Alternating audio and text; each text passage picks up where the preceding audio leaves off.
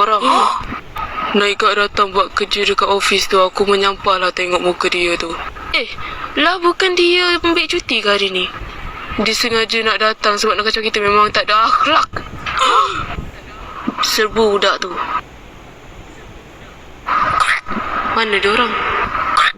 Biasanya kacau aku. Matilah kau. Uish, siapa siap? Serah. Kau nak buat apa? Kepala budak. Serah! Tak baik. Benar. Apa kau buka member aku? Benar. Makan budak. Tak apalah.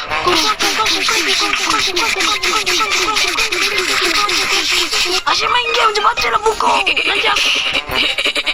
Benar aku. Papa. Benar masih nak makan KFC. Maaf, ikan bilis tak ada. Kenapa tak ikan bilis?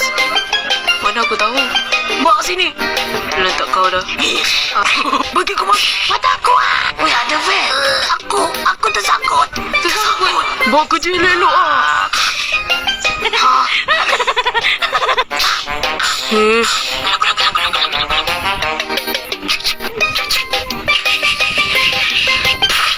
Tanya anda kalah. Tak ada jadi. Why? Siapa? Ngeri. Sebab kau lah aku kalah. Lah apa aku buat? Aku tak buat apa-apa pun. Aku tak kacau kau pun. Tak ada alasan kau control aku, rosak. Aku nak kau beli yang baru. Lah kau beli lah sendiri. Aku mana ada duit? Terdapat seekor beruang yang sedang mabuk. Apa kejadah dia buat kat tengah jalan tu? Aku pun tak tahu lah.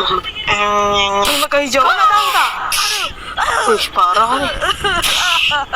Macam sakit je aku dengar. Belah.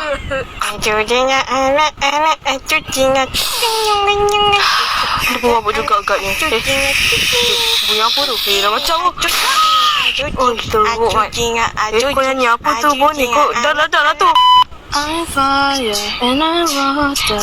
Kau memberiku kuasa. I'm worth it and nature. Yang mundur. Mak tak dekat rumah. Bahan. Boleh curi sepeda. Astagfirullah. Sebab apa mana aku tak jumpa suara aku? Kau hijau, bapak. Kau hijau. Suai hijau.